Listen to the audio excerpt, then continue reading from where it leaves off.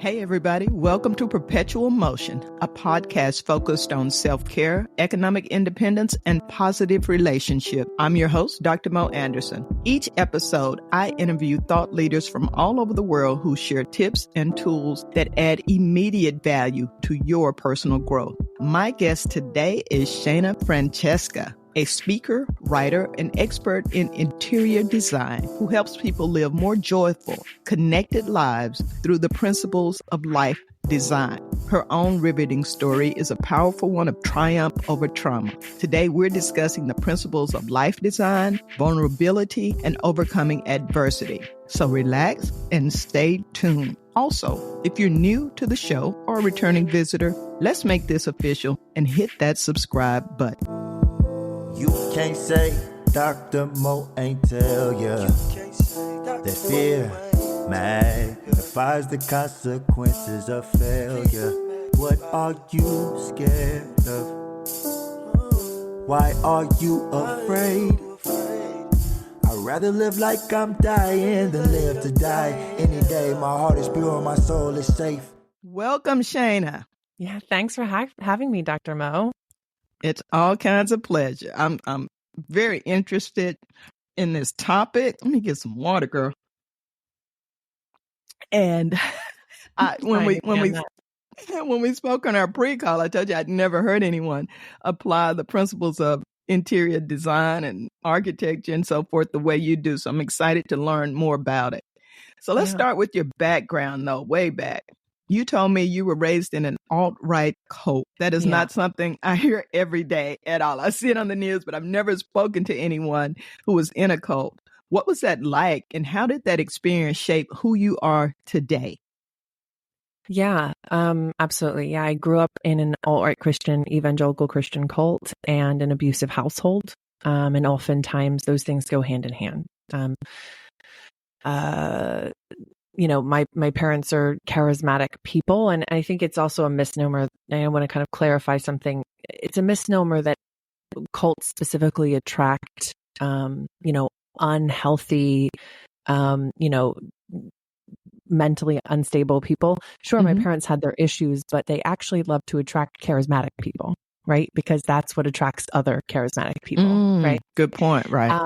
So I really just want to make sure that people understand that. But the religious environment I grew up was one defined by child labor, by abuse, by the church officials who are mandated reporters hiding pedophilia, hiding violence, again, exploiting child labor, and profiting off of child labor. And that was, they bought up tax liens, which is completely legal, but they were buying up tax liens of people who couldn't afford to pay their taxes and then charging them the maximum interest and then owning their homes, and removing these people from their homes. That is not what the church should be participating in, and creating this kind of land grab through poverty, exploitation and violence. I mean, that is violence against the very people you're supposed to be helping and that you claim to be helping. And so, that was a very, very strong environment, abusive environment to grow up in, and one where you know that you are not safe to be yourself. You are punished for being yourself, and then to go home and face the same environment in which to ask questions, to even question, was in my parents, specifically my father's estimation, to even question was disrespect. Wow. And that is a very violent place to exist. And so my entire life was surrounded by violence against my own humanity. And so I began to recognize that my physical surroundings were powerful. And I knew they were powerful because my parents, specifically my father, was trying to control those too, right? I had crafted my bedroom as this haven for myself, like turning my one bedroom wall into essentially what we would now call a vision board, right? Okay. I put images of things I wanted to wear, of gardens I wanted to craft when I owned a home someday, of flowers that I wanted to have in that garden. Mhm. You know, I'd take pages out of Nat Geo. You know, I'm a super nerd. So like I was You like, and me you both. know, yeah, I was putting quotes from, you know, incredible leaders on the wall from leaders I had access to, right? So my education was very limited. I went to the school attached to the cult. Right.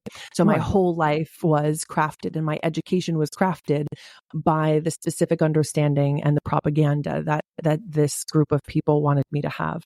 But I did find ways to break through that through, you know, educating myself and so on and so forth. But because of that, I wasn't even allowed to have a proper lock on my door. It was one that you could like literally undo on the outside with your finger or a coin.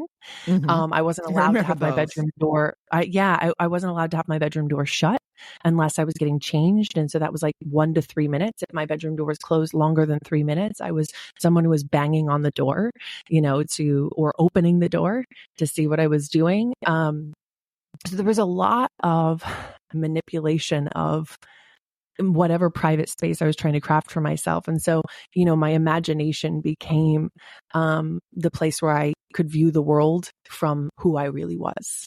And that became a place, my head became a place of deep curiosity, and a place of constantly analyzing the world around me. Number one, for my safety, but number two, because I truly wanted to understand the world and see if something existed outside of the existence that I knew. Because I knew there had to be, because that was not living, that was dying. Right, right. So no privacy, no autonomy, kind of living in fear. That just sounds horrible and is heartbreaking. You did mention something about your parents and your father in particular. I'm wondering, what was his personality like before you guys joined the cult? I get that they were charismatic, and it makes sense. Whether I'm thinking about gangs, cults, or corporations, they want to attract people who will attract people. But I'm wondering how much that changed his personality, or was he like that already? Was that part of the attraction? My father grew up in patriarchy, like the rest of us, right? In patriarchy and in white supremacy, right? Mm-hmm. And so white male supremacy particularly, but white supremacy.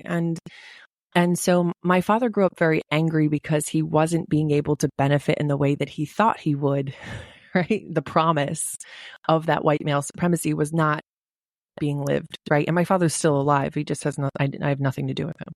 Understood. But he was very angry. My parents got married when they were 22 and 23, right? And got pregnant with me right away. Yeah. Or they got married when they were 21 and 22 and had me when they were 22 and 23. So they were extremely young. Their frontal lobes weren't even fully developed, right? And so there was, 4 or 5 years before their brain was even fully developed. And both of them had come out of abusive homes in different ways. My mother's home was abusive in the way that she was required to show up in the ways that white supremacy and patriarchy require, right? As a woman, as a white woman. And my father grew up in a home where his father was undiagnosed with what we would now, I guess, call autism spectrum disorder, but is Asperger's, right? Yes. And he was only formally diagnosed in his 90s. But because of that, my grandfather had no understanding of his own, sensory needs, his own, the way that he was showing up in the world, the way that he perceived the world. It was constant sensory overload, and he became physically violent because of it. And his idea of discipline was beating his children, which became my father's idea, right? Only absolute obedience, right, was considered respect and honoring your parent. And my father was drawn to the church specifically because of his desire to be in control of the world around him in the way that he was promised, right? Wow. And so, there was definitely a shift. But when my parents got married, they were both in the restaurant industry, and my dad was using drugs. So he did stop using drugs and eventually stopped smoking and excessive drinking, but then he picked up his fists, right? So the alcohol and the drugs were self-soothing. He didn't have that self-soothing anymore. My father also was diagnosed with ADHD. And so there was a lot going on there. There's a lot going on there. There really was. Wow. Yeah. Yeah. I Yeah. mean, and it doesn't shock me. I mean, this is an entire topic unto itself, but it doesn't shock me when I look back and see the progression that eventually, and this is a trigger warning for anyone listening. We're going to talk about something really sensitive. So if you are sensitive to, sexual assault or any of those things, please just fast forward 30 seconds or so. Thank you for the disclaimer. Yeah, my father began grooming me from the time that I can look back and notice that he was grooming me from the time that at least 12, but definitely before then. But that's when I became, like, now I can look back and I'm like, oh yeah, for sure, I can see it. He forced me to take a chastity pledge in front of my 2,500 person church, instead of just doing it privately the way that it's typically done.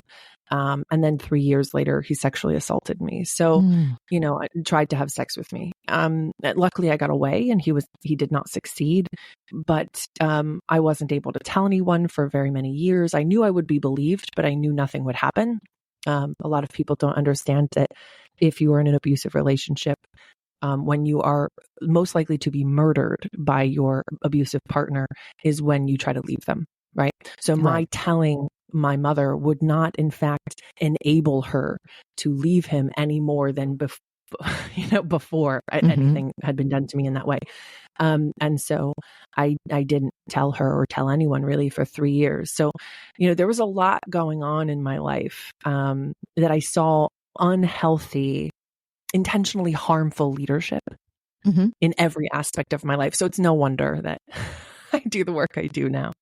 Well, I tell you what is a wonder, what is incredible is how well-rounded and balanced you seem, and that you were able to come out of that with your creativity and emotional intelligence. I've dealt with someone who was on the spectrum, executive functioning disorder, and just the cues that they miss.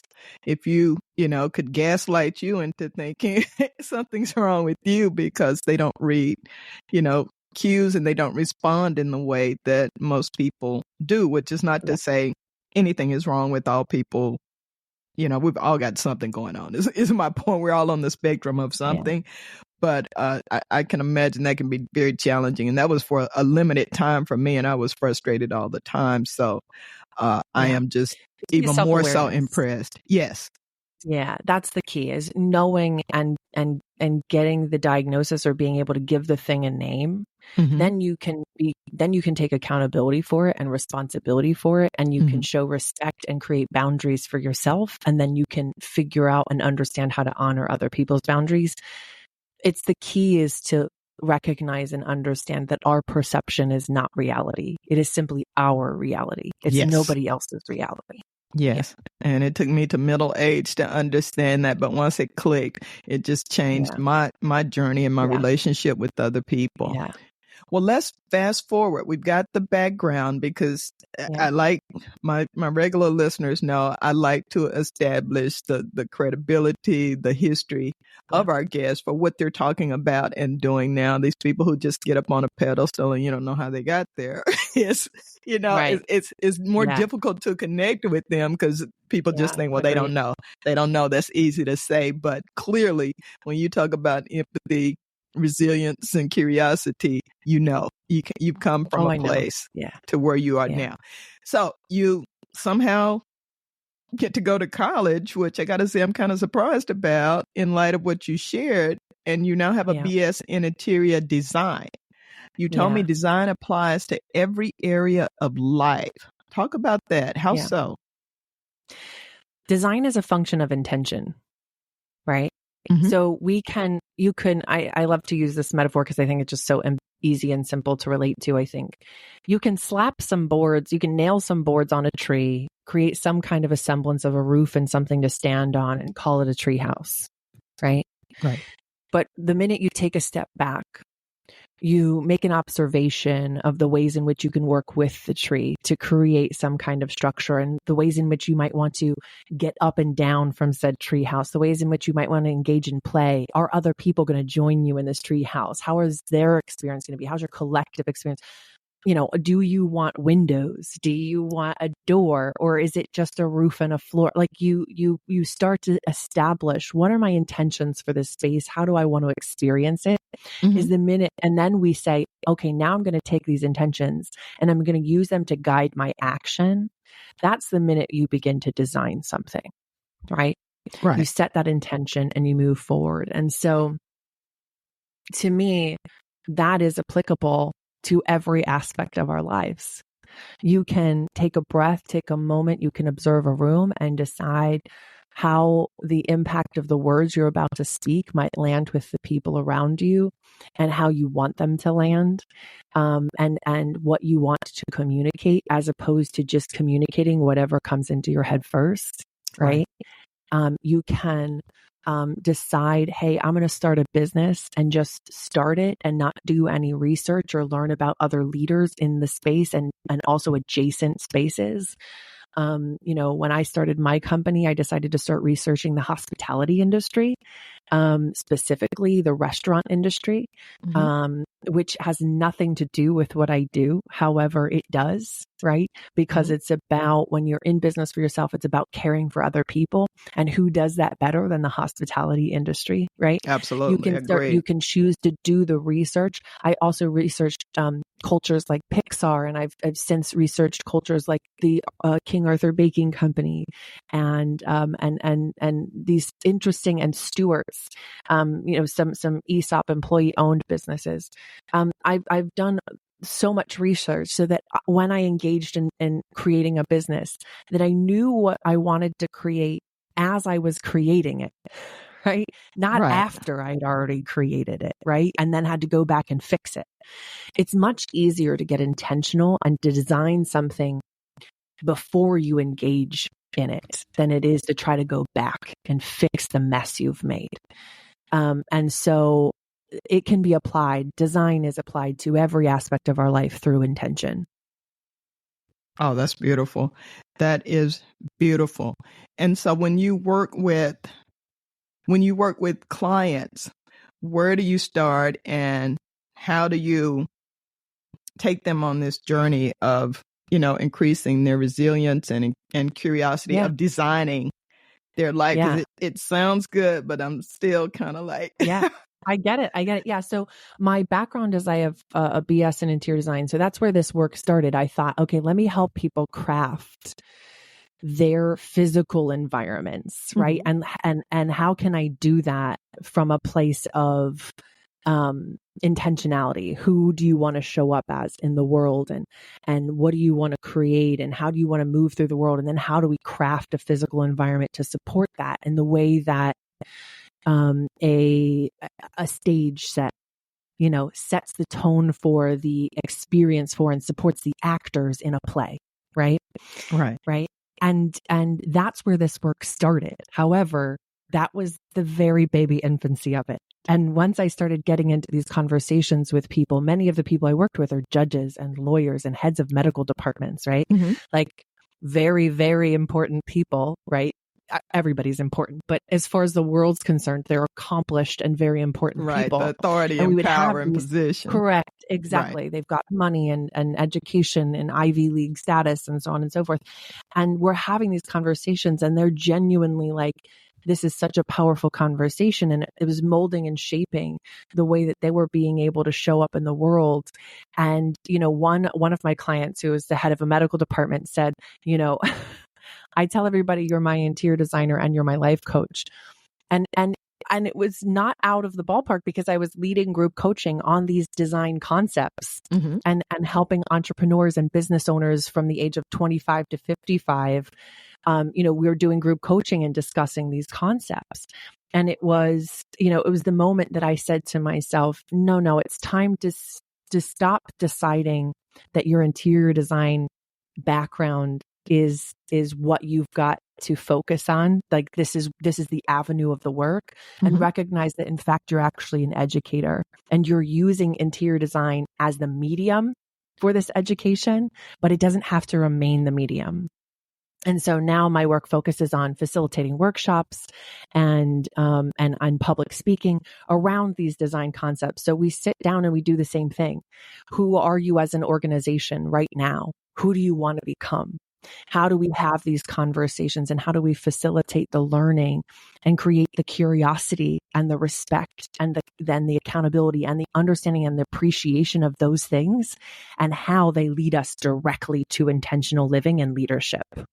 Oh, that's beautiful. That is beautiful. And it makes so much sense when you explain it like that. But I know that a lot of people, especially in the past 3 years or so, with all the turmoil in the world, heck, it's 110 in Texas right now, that they are just so busy trying to process all the things coming at them that they're being more reactionary. And what I hear you saying is to move through the world and through your relationships with intention, thinking forward and not just this moment. So we got to be present, but we also got to think about how we impact others. Wow, I am light bulb. I love it. I love it. I love learning stuff.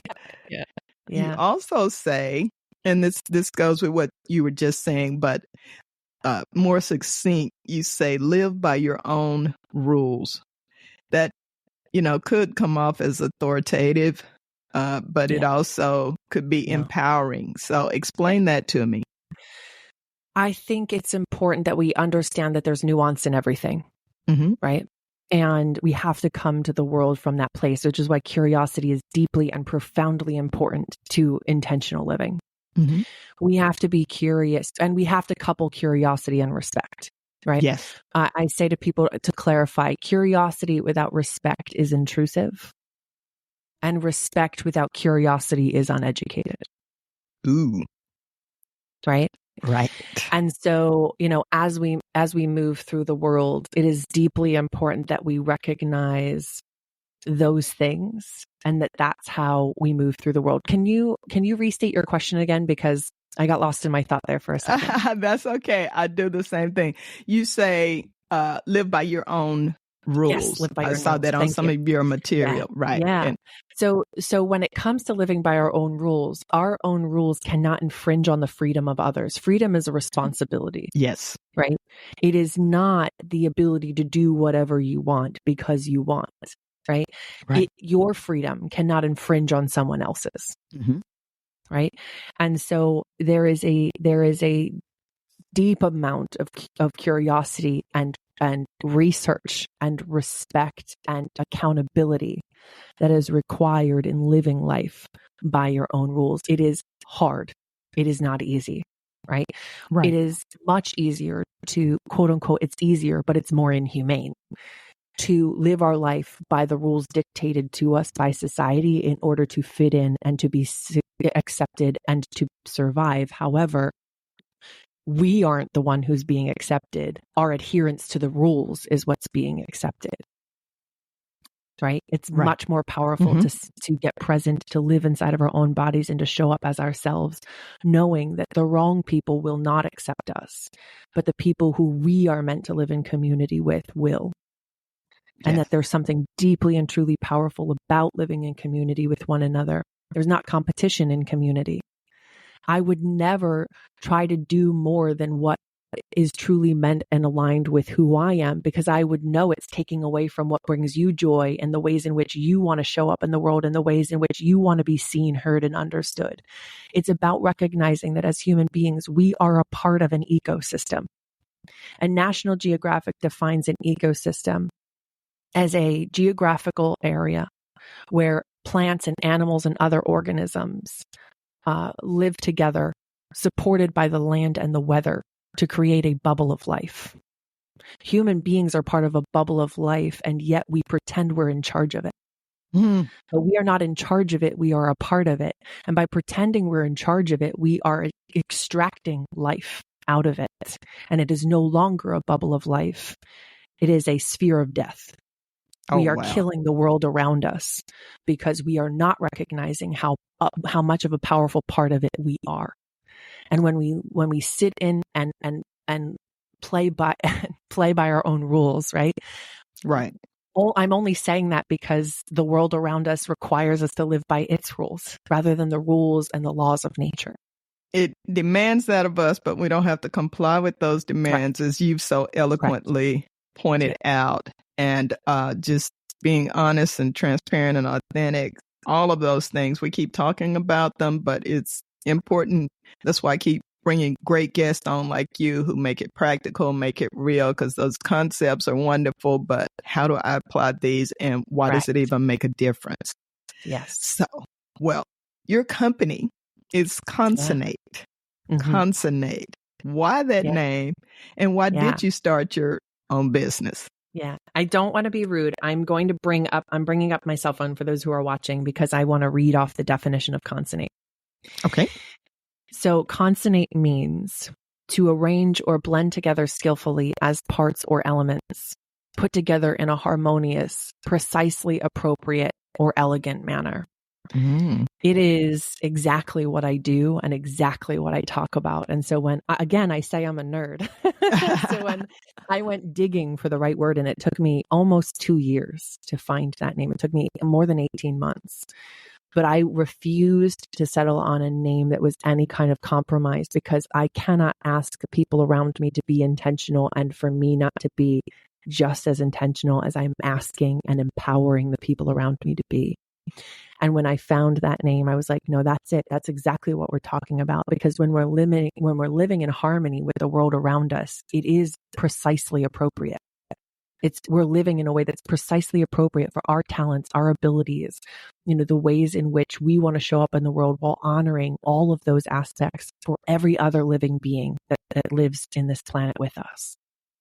That is beautiful. That is beautiful. It resonates with me. I used to own a GNC franchise, and the name of it was Selah or Selah, depending on how you want to pronounce it. You find it in the Bible as a point of transition after Psalms, and it was the same thing. It was like, I can just pick a name that's SEO friendly and all of that, or I can pick a name that makes sense and has intention. And every time I say it, it reminds me of the purpose, because you can easily lose the purpose when we get down to the details of each day. Business ownership is hard. It is the hardest, most personal journey of your life. You think it's about how to build a business, but it isn't at all. It's about how you as a human relate to the world around you. That's it. And on that, we will end this remarkable interview with my final question is, how can listeners connect with you online, Shana, learn more about you and your services? Yeah. So my website is www.concinnate.world, and that's CONCINNATE.world. And there's lots of information there. We're going to be updating the website over the next 6 to 9 months. But there's a lot of information there, virtual workshops that are available, information about me as a speaker, and some great free information. I really love to get people, continuing on this journey, curiosity, respect, all of these aspects of what it is, and accountability, all these aspects of what it is to be intentional. They are not endpoints. They're not arrival places. It's all a journey for us to move towards. And so we have to create practices around fostering those things in our lives. And so there's some information there on the website to get you started in that. But if you really want to dive in and do more, I have virtual workshops posted for the next 3 months. And if you're interested in having me as a speaker or coming in and facilitating workshops in your business or at your conference, definitely reach out. My contact information is there as well. Thank you. Thank you. You are an amazing speaker, guest, and teacher, I would imagine. And folks, please take some time out of your busy schedules to connect with Shana and learn more. I'll drop her website in the show note. This has been an amazing and inspiring interview. Thank you so much, Shana, and thank you, listeners. Please visit my website at drmoanderson.com for more information about my services, books, and speaking engagements. Until next week, thank you.